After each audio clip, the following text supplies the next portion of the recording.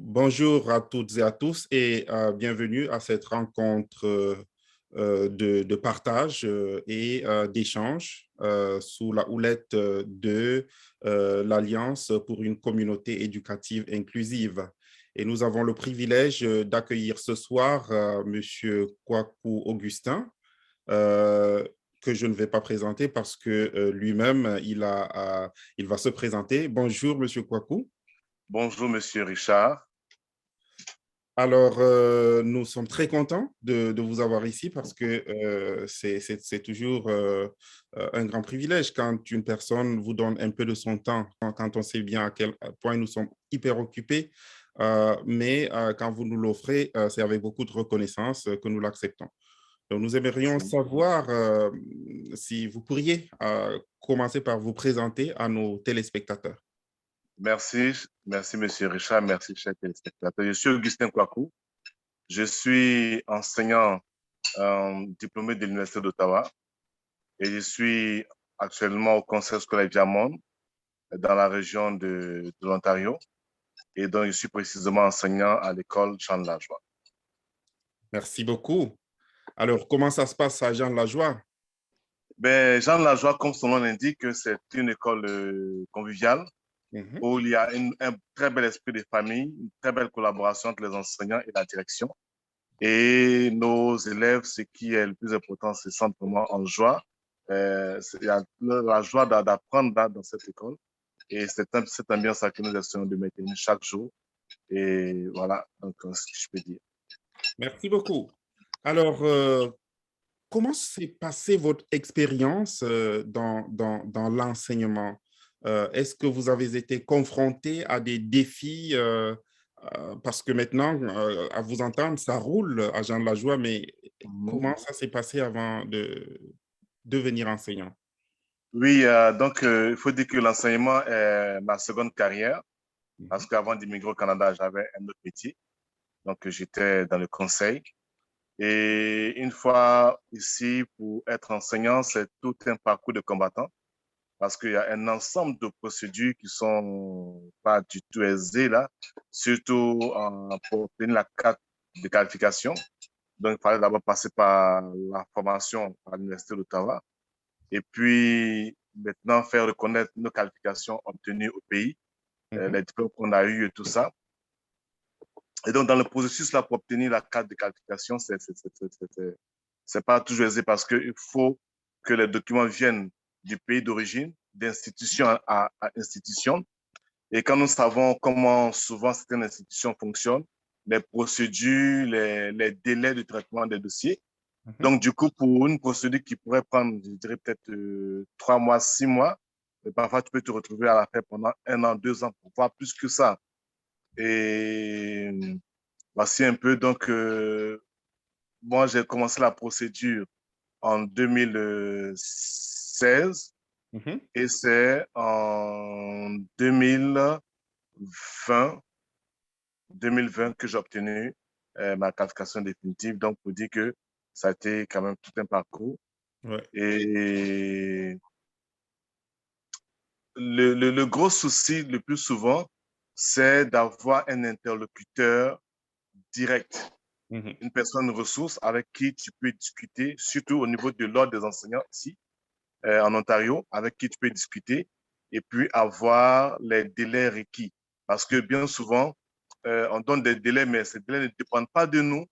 Donc, malgré ta bonne volonté, tu peux, avec tous tes efforts que tu vas faire, tout ça, mais être confronté à des questions de délais liées aux différents acteurs engagés là dans le processus.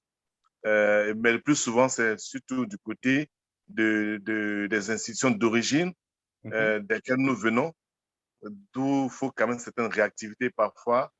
C'est toute une stratégie là qui t'impose des délais et qui crée des stress, je dis, dont on n'a pas besoin, mais Mhm. qui sont réels, qui font que, effectivement, devenir enseignant, qui, ici en Ontario, ce qui aurait pu être, je dirais, être une, une, une, un parcours normal, là, d'un circuit normal, mais pour nous qui venons d'autres pays, c'est pas toujours évident. Je comprends. Merci beaucoup. Merci de nous donner un aperçu des difficultés de ce parcours qu'il faut qualifier de parcours de combattant peut-être parce que de 2014, de 2016 autant pour moi à 2020, c'est quand même 4 bonnes années. Euh, Absolument. J'aimerais savoir, j'ai pu entendre qu'il y a une procédure peut-être administrative et puis il y a aussi l'Université d'Ottawa. Pourriez-vous nous aider à comprendre davantage la procédure, j'imagine, administrative qui aurait commencé en 2016 maintenant, et la procédure, on va dire quoi, académique, c'est combien d'années, combien de temps dure la formation, juste pour aider nos téléspectateurs à mieux comprendre. Merci. Alors, donc, il faut dire que d'abord, la formation pour être enseignant ici, au départ, était une formation qui se faisait en 9 mois. Mhm, Et puis, à partir de 2016-2017, c'est passé à 2 années.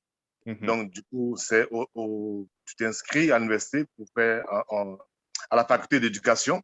Et Avec quel diplôme? On c'est s'inscrit après ta avec quel diplôme? formation. Il faut avoir le minimum un baccalauréat Mhm. euh, pour ceux qui viennent de l'Afrique francophone. Dans Je l'équivalent crois de la licence dans le que c'est ça. système francophone africain. Tout à fait. Donc, une fois que tu as ça, avec ça, tu peux t'inscrire en faculté d'éducation pour faire un diplôme d'enseignant. Et Mhm, donc, dans la pratique, ce qui s'est passé, c'est que, bon, initialement, quand tu fais le programme, à la fin du programme, tu as ta qualification d'enseignant directement. Ça, mhm, c'est ce qui est dit dans les faits. Mais dans la pratique, on va te demander tes diplômes d'origine pour nous qui venons d'ailleurs. Et donc, ta qualification n'est plus assujettie à ton diplôme d'enseignant que tu as obtenu de façon mhm, pratique là, mais elle peut être assujettie à l'ensemble des compétences que tu as eues auparavant.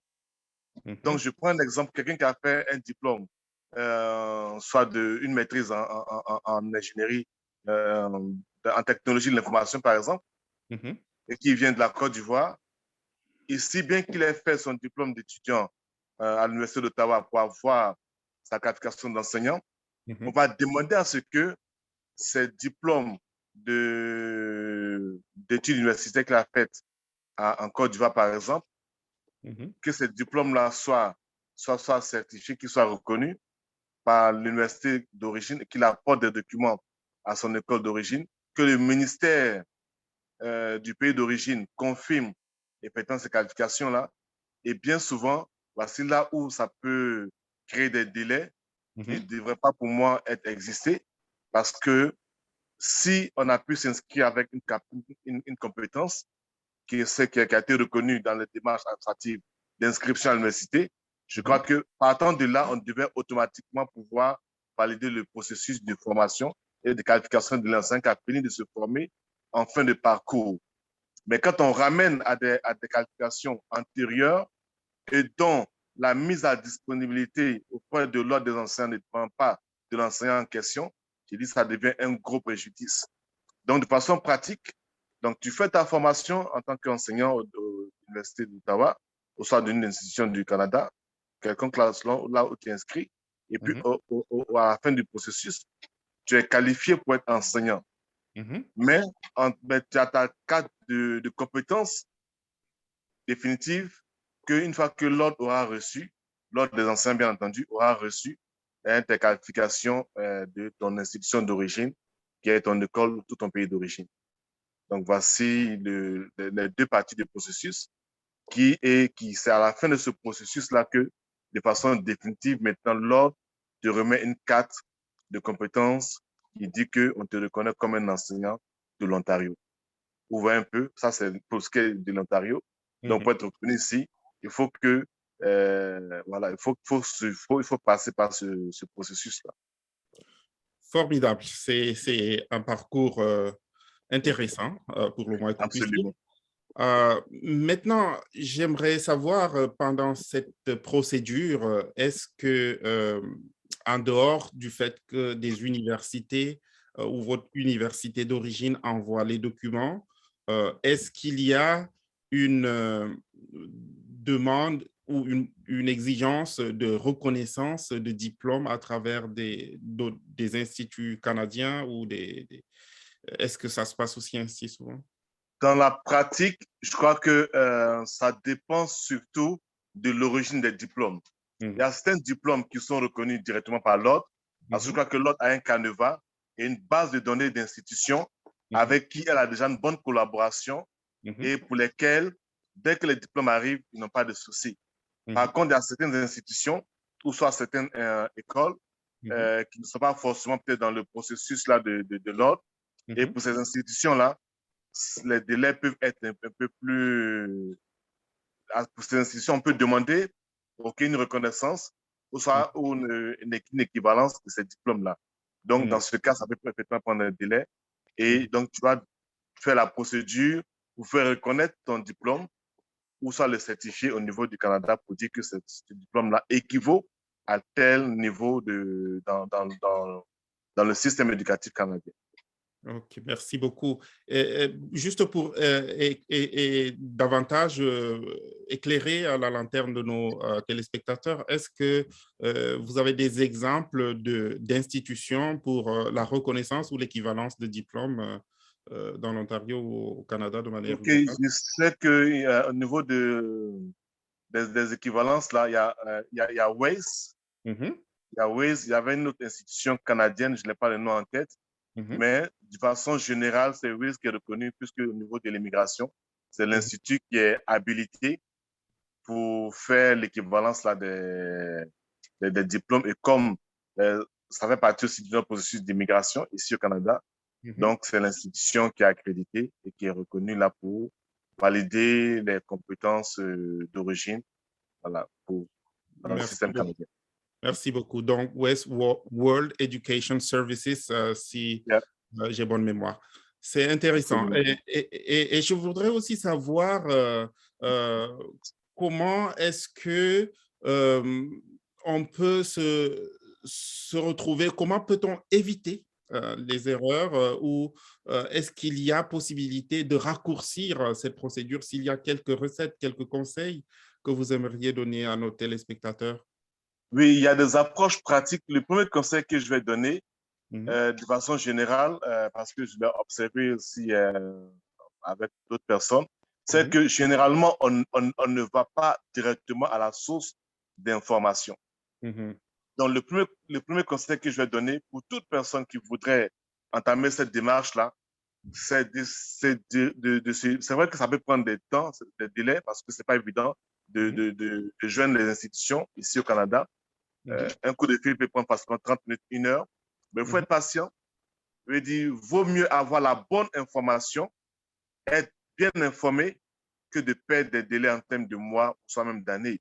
Et mhm, donc, le conseil que je vais donner d'abord, renseignez-vous, allez sur les pages officielles de ces institutions, mhm, envoyez un courriel.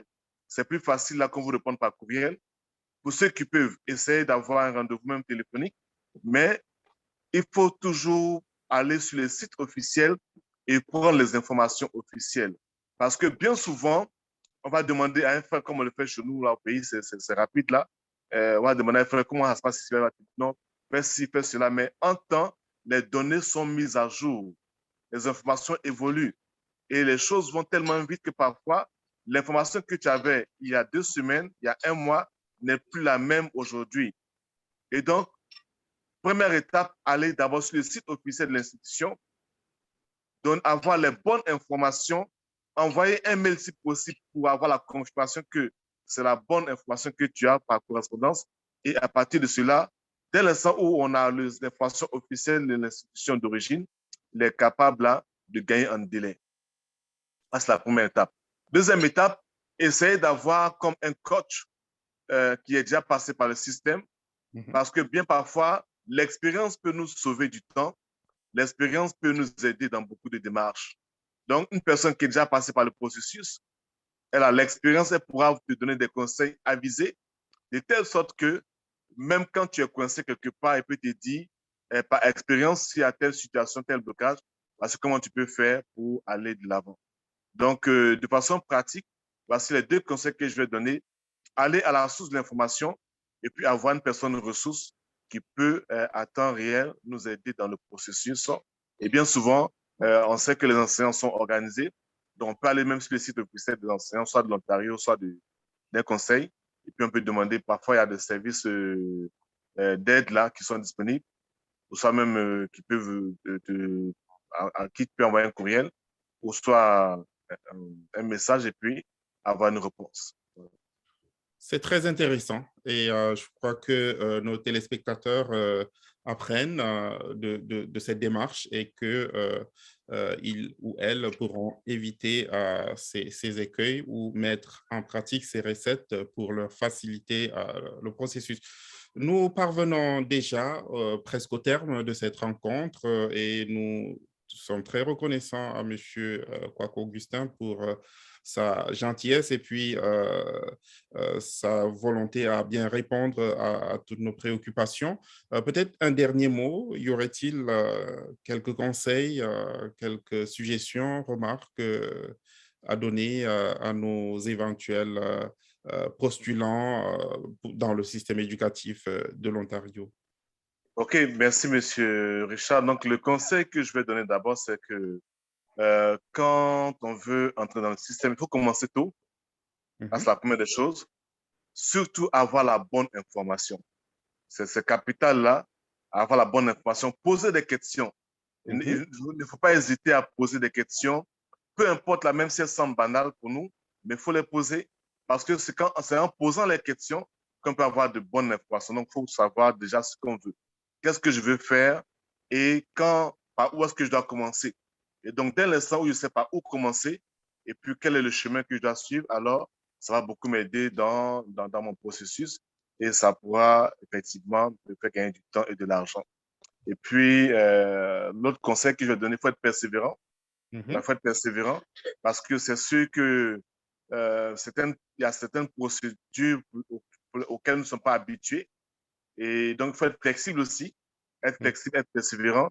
Et puis, une fois qu'on a la bonne information, le reste, le temps nous permettra d'arriver à bon port. Formidable. Merci beaucoup, Monsieur Kwaku Augustin, pour... C'est moi qui vous remercie de votre confiance. Merci. Merci aussi à nos téléspectateurs pour le temps qu'ils ont pris pour nous écouter. Et nous souhaitons que ce bref moment puisse leur donner davantage de conseils pour continuer dans leur carrière d'enseignant en Ontario et au Canada de manière générale. Merci beaucoup. Merci. Au revoir. Au revoir.